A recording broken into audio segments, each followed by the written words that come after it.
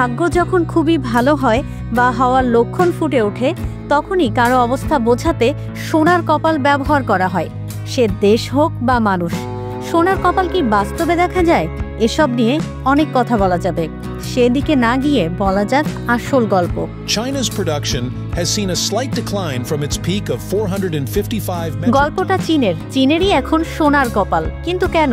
তাই তো, হ্যাঁ, বলা যাক আসল ঘটনা and strategic accumulation.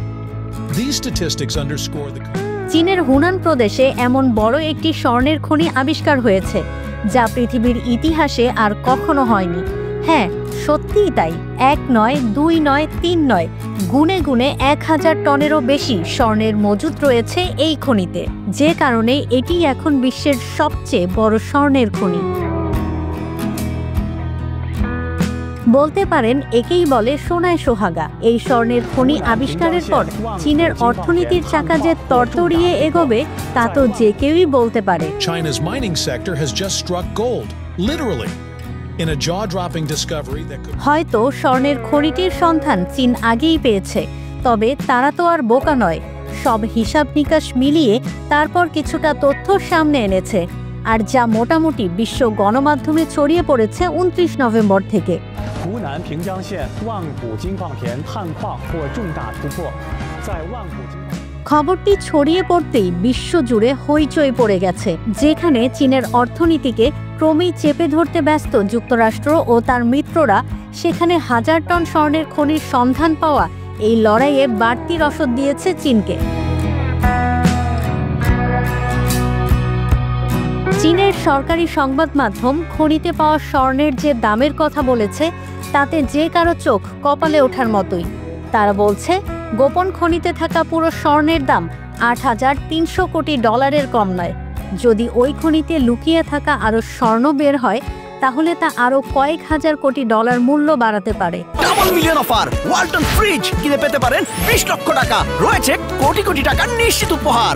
বলে রাখা ভালো, জানেন তো, এতদিন বিশ্বের সবচেয়ে বড় খনির মালিক ছিল দক্ষিণ আফ্রিকা। দক্ষিণ আফ্রিকার খনিটির নাম সাউথ ডিপ, যেখানে রয়েছে আনুমানিক 900 টন স্বর্ণ।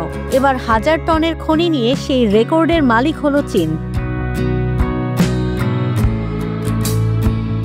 চীনের ভূতাত্ত্বিক সংস্থার একজন কর্মকর্তা চেন রুলিন, তিনি বলেছেন তারা যে স্বর্ণের খনি আবিষ্কার করেছেন সেটির সন্ধান পেতে তাদের পাথুরে ভূপৃষ্ঠের নুড়ি পাথর এলাকায় খনন করতে হয়েছে। সেখান থেকে এখন তারা স্বর্ণ তুলতে পারছেন। চেন রুলিন অবশ্য বলেছেন, খনি থেকে 1 টন হলুদ ধাতব পদার্থ পরিশোধন করলে তা থেকে 138 গ্রাম বিশুদ্ধ সোনা পাওয়া যাবে। সব মিলে এই বিপুল পরিমাণ স্বর্ণের মজুদ চীনের অর্থনীতিতে স্বস্তির হাওয়া লাগাবে, আর তাতে যুক্তরাষ্ট্রের কপালে ভাঁজ বাড়াবে, তা বলাই যায়।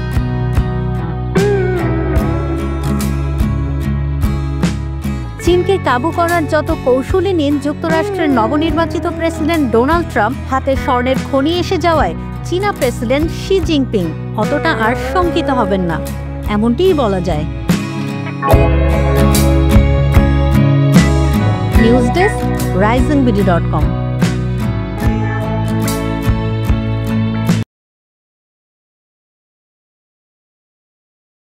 Double million offer, Walton fridge কিনে পেতে পারেন 20 লক্ষ টাকা, রয়েছে কোটি কোটি টাকার নিশ্চিত উপহার।